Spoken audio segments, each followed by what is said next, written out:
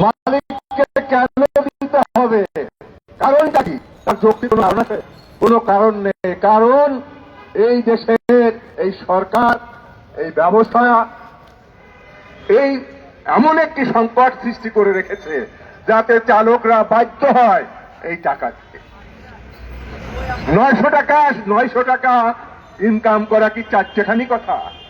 চারটেখানি কথা। খরচ বাদে যদি 900 টাকা ইনকাম করতে পারতো তাহলে কত টাকার মালিক হতো এই শ্রমিকরা? কত টাকার মালিক হতো কল্পনা করতে পেরেছেন? একজন যাত্রী কি সহজেই তাকে টাকাটা দেবে, নাকি জেনে শুনে যে এতটা পথ যেতে কত টাকা লাগে, কি পরিমাণ খরচ হতে পারে সেই ব্যবস্থা করবে? আমাদের এই দেশটা হলো একটা গজবের দেশ। আপনারা যারা কোরআন শরীফ পড়েছেন, কোরআন শরীফে বহু জায়গায় আছে, বহু বলতে একাধিক 3-4 জায়গায় আছে, আমি তোমাকে সেই বেহেশতে দাখিল করব যার তলদেশ দিয়ে নহর প্রবাহিত হয়। নহর মানে নদী, খাল, বিল। তো সেই বেহেশত এই দেশটা, এই বাংলাদেশ, যার তলদেশ দিয়ে অসংখ্য নহর প্রবাহিত হয়। এখন সেই নহর আছে? যেগুলো আছে সেগুলো ময়লা আবর্জনা দুর্গন্ধে ভরপুর। তাহলে কেন হলো? যেখানে এত বড় একটি আশীর্বাদ ছিল, আল্লাহর রহমত ছিল, সেই দেশ এখন নোংরা নদী নালায় হয়ে গেছে। নদী নেই, বিল নেই, খাল নেই। কারা করেছে? এই জালিমেরা করেছে।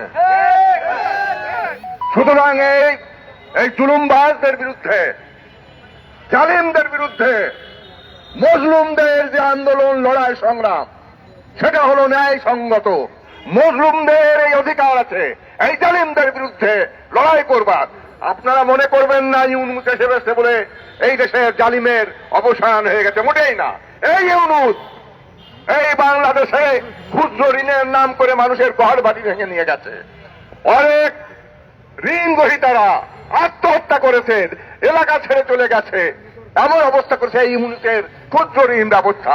সুতরাং সে কখনো এই অবস্থার অবসান যাবে না। ওই শুনলেন না, আমাদের নয়ন বললই আগুন, বিএনপি দেয়নি, আওয়ামী লীগ দেয়নি, দিয়েছে সাম্রাজ্যবাদ। অর্থাৎ এই সাম্রাজ্যবাদ, মার্কিন সাম্রাজ্যবাদ পৃথিবীর যেখানে গেছে সেখানে অশান্তি করেছে।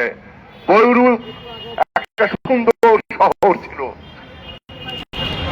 সিরিয়া, মিশর, এই ফিলিস্তিনি, যেখানে সমস্ত জায়গাগুলো ছিল একটা সুন্দর শহর, একটা সুন্দর দেশ, একটা সুন্দর মানুষ। এখানে সমস্ত মানুষ, সমস্ত ধর্মের মানুষ একত্রিত হয়ে বাঁচত। তার এই হারামজাদা এসে এখানে একটা গন্ডগোল বাঁধালো।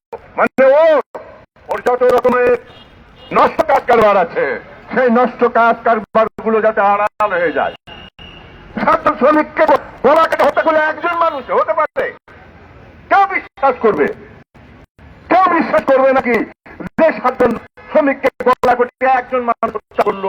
সম্ভবই না। মানুষ এখনো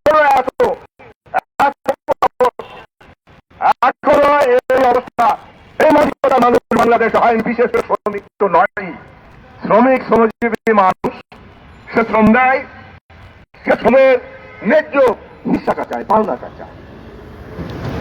চায়।